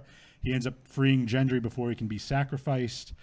He's sentenced to death by Stannis, his friend, the guy he's loyal to. And Melisandre, who he's at odds with, is the one that saves him and says he still has his part to play in this whole story. So I just think it's a really cool, and then I think the way, like, moving forward, the remaining seasons, I think he's a great character as well. So that's my number 3. Nice. Let's go down to number 2, back to Knightrider. Number 2, Littlefinger. Nice. You know, definitely, and he's actually a pimp. You know what I mean? Yeah. Actually a pimp in the show, you know? True to word. He's yes. just like, it's called Game of Thrones, and you could tell he's a player right off the bat. He's the game. Yeah. Emphasis on the game. I'm gonna have to go with Tyrion.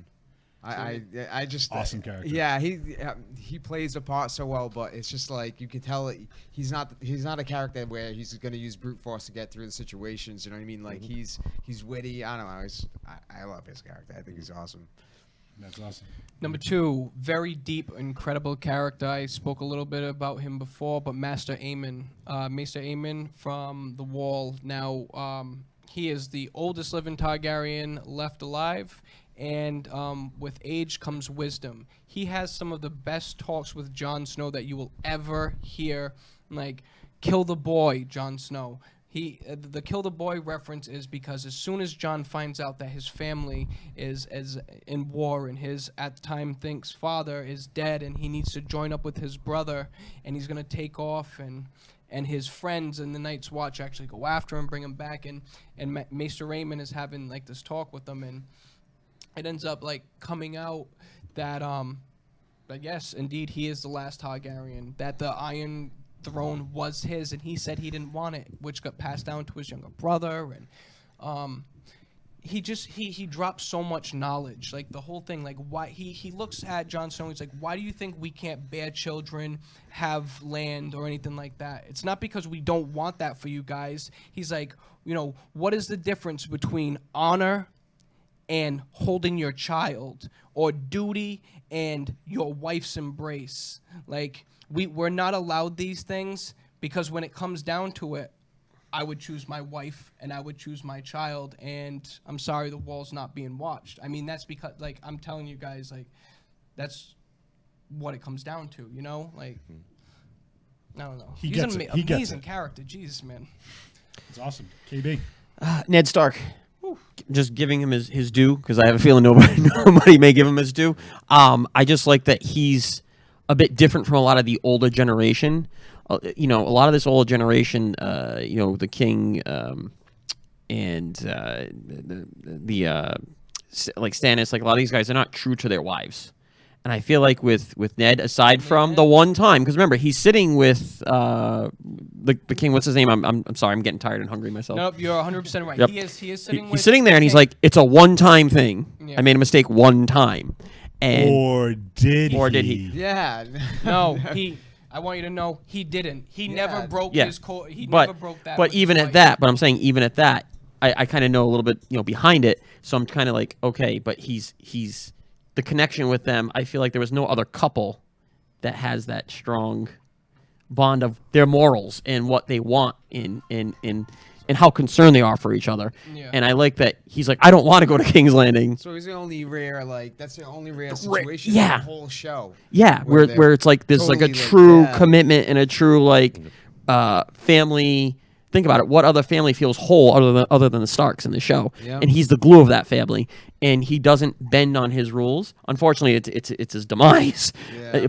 But the fact that he, like we talked about earlier, him beheading the guy and showing his sons this is how it goes, and just in the thing with the wolves, the dire wolf saying like, no, you can't have them, and then all of a sudden they're like, well, because you see a little bit of soft side of him, like, okay, but you're gonna feed him, you're gonna do this. It was like a real dad in this show. So being a father myself, I feel a little bit different about him. So Ned's definitely my number two. My number two is Sir Jorah Mormont. I just love the fact that it's in. I don't know if this speaks more of me because I can relate to this, but he's always in the friend zone. Poor guy. He serves Daenerys. He's totally in love with her. But the little twist, he was actually initially spying for Varys and giving him information on what's going on with Daenerys, and he explains how he fled to Westeros rather than face execution. He starts admiring Daenerys' power when Viserys he fled orders to Pentos. Correct. Sorry. I'm Wikipediaing this stuff and just making bullet points. Saves her. Doesn't he? You should Isn't have he? him come up. I would love to. Saves her life with the wine. He does. So Yep. that's what I'm leading up to. Yep. But he starts admiring her when Viserys orders her to kill some of the Dothraki men, I believe it was. He's like, no, I'm not going to do that. Are you kidding me? And he ends up becoming her advisor, and he gets a notification, or he's like, oh, you have a pardon, you can return home, and he basically gets the out that he kind of wanted, and he's like, you know what, I'm not going to do that. He realized when he gets that Daenerys Daenerys is going to be taken care of for some reason, and he ends up stopping her from being poisoned. So he ends up saving her life, even though it's kind of his fault she was in that predicament in the first place. Yeah. Then we move to he witnesses, of course, the big moment of Daenerys. He witnesses Dany enter the pyre when everything's burning alive. She's burning the Khal's body, and she remains unharmed, and the dragons have hatched. Season 2, just very quickly, he unintentionally reveals his feelings for her, and she kind of doesn't feel the same and turns away. Like he says something, I forget exactly what he said, but he basically reveals how he felt, and she's like, She just turned away, and her body language kind of gave that she doesn't feel that way. But then you can also see him kind of become jealous in season 3 of Dario. Oh my God! Big time. Instantly. Well, Yeah. yeah, and I think He's a strapping young lad. So I think gotta- just about him being jealous. I think that was kind of a surprise too, though, because he was such a he was so devoted to her, and I don't know. It's just I didn't expect that from his character, I guess. Well, he's so devoted that he falls in love with it. I mean, Yeah, what, so what obviously- guy hasn't been like, I'm really attracted to her. I like everything about her. She's perfect, but it's the typical. I don't want to get into like the girls that go for the DBs, the jerks, Yeah. and you're like, DBs. you like look at the biggest DB right there. But that's my number 2. So let's move on to our number 1 picks. And, Number 1, he was said before, but I think my number 1 is Varys. It's like his style and how he just conducts himself. He's just between him, Littlefinger, and Tyrion. I think those 3 just got the best brains. Yeah. Yeah. And I would just The thing about Varys though, it's always he always says he's servicing the realm. It's for the good of the realm, and it's kind of really? Because everybody has a motive. You almost don't believe it. Yeah. You don't want to believe it. Is there somebody he who's kinda does. I totally think he's looking for He's the only one telling the original. truth. Yeah. Yeah. People, Yeah. he thinks the Targaryens would be the best to run the kingdom for the longest peace. Yeah. They had peace for 300 years. Yeah. And with the Baratheons, there's been war going on since he got in there. You know what I mean? Just constant war. But Yeah. I think he's really honest because like you said, he lost his, so I think he really has nothing else to commit to. He has no passion Yeah. besides that, So He can focus on the game Yeah, without being focus on the distracted. game. He can't be manipulated in can't the be way that other men manipulated, can. yeah. True. So it's pretty interesting. that's a great number 1. Lumberjack, number 1 character. I was actually gonna go with Ned Stark originally. So Yeah, no. No, I you mean, can he's still a- go with he's that. a great character, and he held a secret, even though he knew it was gonna affect his relationship with his wife. Yep. And we pretty much know what the situation is there now, which Yeah. kind of caught me off guard. But even with that, I mean, he's just a strong character. Rewatching it, I felt so bad for Jon Snow when they split. Yeah. And Jon's like, I want to know about my mother. And he's like, I'll tell you later. Yeah. And later never Next time we comes. see Next time we each see other, each other. we'll have this And it's talk. just, it's kind of like, what was he going to tell him? Like, I think he was going to tell me. I think he was going to. Yeah. I absolutely Yeah. agree. Probably. yeah. So That's that's great- mine. great I don't number have a 1. bullet point. No, it's Sorry, okay. guys. No, it's okay. Hey, you know what? You came on the show. You're the 5th guy, second guest. We got a full house here, so it's all good. Don, let's do this. All right, real quick though, I'm gonna give you a 30-second honorable mention, Sir Barrister Selmy, and I It's get a good one. Later on, he gets much better. In the beginning, you get the conversation between the king, Jamie, and him about their The first first kill kill. on the battlefield. Yep. Boom. And he just it's funny because at that point, Ned's on one side of this fight, and Sir Barrister's on the other side. And I love the mutual respect that they both tell each other. I'm glad I didn't meet you on that battlefield that day. And even when King Robert dies and they strip him of his armor and he's just taking it off and he holds out his sword and he's like, I could still cut through all 3 of you like butter. Or 5 of you. Wasn't it 5? I think it was 5. Yeah, and throws the sword and he's like melted down with the rest of them. You know what I mean? It's like, yeah. That's a small little fact that we didn't mention. That the Iron Throne is not comfortable. in- it is melted down swords Yeah. with burrs and pricks, and Yeah. they used to call the Mad King the Scab King because he would always rip his hands on the thing and then pick the scabs. and knowing how brutal Joffrey is Yeah. Yeah. or can be, it takes a lot of guts to do what he did, I'm gonna give you. All right, so I'm gonna give you guys my number 1, and my number 1 was the best character by far out of seasons 1, 2, and 3. I can prove points if you guys ever want to go toe to toe with this. The number 1 most important best character on Game of Thrones from season 1, 2, and 3 was Tywin Lannister. All right, if you just kick back and watch little scenes of conversations, there is so much. For one of the first times we see him and Jamie face to face on the battlefield, they're both armored up. He's sitting there skinning a stag. Yeah. You know what I mean? And this is at a point where we already know Robert is dead. Everything's going crazy. He knows exactly what his sons are capable of. He keeps his warrior son with him, gives him his troops, sends them. Other things about Tywin that are just incredible is his wisdom. Like we were talking about, Tyrion. We're talking about Littlefinger. We're talking about Varys.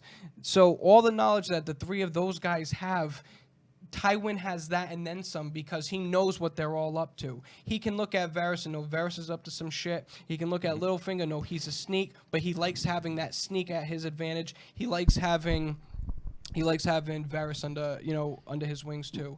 Besides the fact that he makes the most money, they are by far the wealthiest family. But again, it's because of location. Casterly Rock is actually on a gold mine, and we're actually going to see Casterly Rock for the first time coming up in season 7. Yeah, I was thinking of that. We never really see it throughout the.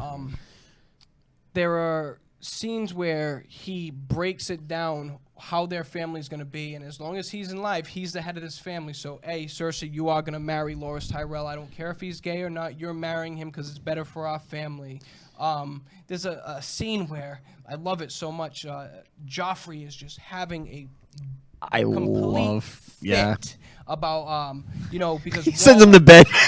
Literally, Walder Frey sends him this letter. Hey, I got the 2 wolf pelts and something or other for you, and like he's loving it, and he's like, I'm the king. I don't have to go to bed. I don't have to do anything. He's like, any man who says he's the king is no real king. Love that now, quote. Yeah. Get some milk of the pop. He looks at Grand Maester Pycelle and he's like, get him some milk of the poppy and let him go to sleep. And like a little whiny brat, he is, I don't want to go to sleep. Go to bed. He is the most powerful character. When Joffrey's like, oh, you moved the small council meetings to the hand tower. Yeah. And he's like, well, we can have somebody carry you. That whole time was great when Tywin showed up at King's Landing and just like laid down the He's law. like, no, I'm kind of He was really the just king. like, You're He's not. like, Daddy's home. I'm just gonna live. That's it. I don't want to go to bed. I mean, it's even great when put in his Cersei is place. getting ready to kill her and Tommen and Marcel. Like Cersei is literally getting ready to murder all her kids, and the door busts through, and here comes Tywin Lannister, the Loras Tyrell. Like he just busts through the door, and it's like, oh, Savior's here. But Tywin Lannister Number is one. definitely the best character of the All first 3 seasons. KB, let's wrap. I'm just gonna wrap it up with Tyrion because I mean I feel like Tyrion is just hard to, the charisma, the everything he's going up against, being a dwarf, the jokes, the intelligence, the sensibility, like with Sansa when they get married, and his devotion to what's the girl's name? Shay. Yep. Like it's just so. I'm your whore. And the and the friendship he starts developing with Varys, like it's just, I feel like he's just the complete character, and I can see why they've had that character keep going, and it's just, he's just such a special character to me, and the performance is fantastic. He's the Daryl Dixon of this show, Game of Thrones. basically. Yeah. You can't have it without him. So it's I agree. Yeah, he's my number one. All right, I'm going to go really quick. Already mentioned Arya Stark. I just like the fact she's kind of like the tomboy. Sibling rivalry with Sansa. Again, when Joffrey gets into that altercation with her, Sansa kind of sticks up for Joffrey because she wants that royal lifestyle. You can see how mad that Arya is at Sansa. Training with Syrio. Season 2, she meets Jaqen, the man of many faces, gives her a coin. Valar Morghulis offers to take her to Braavos and train with a faceless man. We'll be talking about that next week. And then season 3, just her being a kind of a captive of the Hound. They verbally torment each other. They have like a very uneasy alliance where he's basically saying how he's, like you said, he saved Sansa from being raped, but then he taunts her about Ned's execution, and she says she's going to stab him through his eye one day and out his head. And then he saves her when she attacks those guards after the Red Wedding. He ends up taking her to the twins to reunite with their family. I just want to throw it in there. I like the dynamic of them two. Yeah. The Hound and it was, I don't know. It's just, you It's can tell it's a fun story. Yeah, and you could tell that he doesn't really hate her, and I don't know. It's I like that. But she also picks up on the fact that she knows the Hound is afraid of the fire, and you get the kind of his backstory too with that. I think she's the character. I think from the first 3 seasons, just seeing her character arc where she started as kind of like the tomboyish to kind of like she's becoming a little bit more badass. She's becoming a little bit more self-sufficient, and now she's like whispering the list as she's going to bed of all the people she wants to take care of. she wants to kill, she wants to get revenge on, and I'm just like, okay, this girl's got a purpose. Let's Yeah, test. she's- We want to test Dawn really quick. Let's test do Dawn. it. Go Do the whole list. Do the whole list of what? of the people that she wants to kill. Oh no. I think that was a good one. I think we're testing the Dawn here. So she lays down and she says, the Hound, Cersei, Sir Meryn. She also says, Cersei, the Hound, Sir Meryn, I can- Mountain. Tywin? Hold on. Joffrey, Cersei, the Hound, Sir Meryn, the Tickler. The tickler. The Tickler's the guy who Yep. puts the rat Yeah. on the stomach. Yeah. I'm missing one or two. Yeah, I think I got the other ones. Roose Bolton. Not yet. Not No, that one. Walder Frey. Walder Frey's the other one. Frey. Yeah. Wow, I only missed one. So, I would have got that too. Oh my You guys. goodness. so I felt that was a good one. I was That like, was a great countdown. Guys, we're coming up on almost an hour and 45 minutes here. All right. Wow. All right. So let's first of all, I want to thank our two guests, Knightrider. Yeah, thanks, guys. Lumberjack. Thank you guys for Thank coming you. on. No problem. Pleasure. For the Dawn, for KB, let's talk a little bit quick. The bat signal, KB. I'm not doing it. Wow. All right. Do you want me to do it? We got covers of the week on Facebook. Yeah, let's let Yeah. Don do it. See, when he doesn't actually post the covers, he can do it. KB does Marvel, Jay Free does DC, weekly new covers. They also have Twitter going on. They have Instagram going on. They have YouTube going on. Yeah, There's Pod Free or Geek Gaming's just Free- whenever we Yeah, we still have that. We don't get to hang out. Okay. don't have time. Free Your Geek podcast. So go Free Your Geek podcast on Facebook if you're listening to the audio. Every Wednesday, KB does Marvel covers. I do DC covers. Instagram, Twitter, as Don mentioned, Free Your Geek on both of those. Free Your Geek on YouTube. We do have Free Your Geek Gaming. That hasn't happened yet. So other than that, we want to again thank Pachico's Furniture. Check them out. They're a sponsor. They're kind of paying for the show here. Also check out our buddies down at Game King. We mentioned them a little earlier. Next week we'll be on with some new guests. We'll be talking about seasons 4 through 6 and all get me the started. things Yeah. happening there. Anything else, guys? We're gonna go out with a special. I want to first of all, yeah. You guys have anything to plug before we? Check out stormthecastle.com and Epic Fantasy at YouTube. That's the OG. What is it? The original Geek. We need to get him Original on. We geek. do. That's my father, Will Califf. So check that out. Awesome guy. I want to just quickly say, too, that the intro song you heard was by an artist called Metronome, Metrgnome.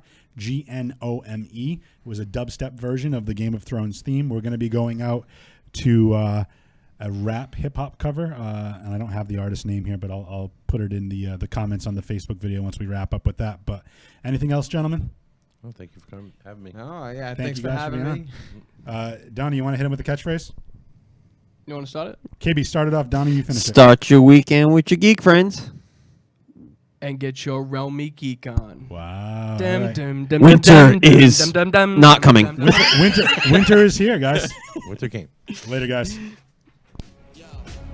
On the real, your boy is a hip hop player, but for this joint here, I play the role of King Slayer. See toe to toe, blow for blow, we can fight G. But word to Jamie, don't know other men like me. This industry is in a roughed up state. Cats front so tough, you call the bluff, they fake. And we all know it too, we just love to pretend. Use my tongue as a sword, slice it with the pointy end. And friends can turn to enemies in an op link. My click together firm like a master's chain link. We got skills and yes, we're so ill. Our brotherhood was born underneath the hollow hill. For real, it's so sad, it's almost funny. You're getting my little fingers steady chasing after money. Dummies, I do it for the love like Stark and sit alone with my honor in a dungeon in the dark. In this game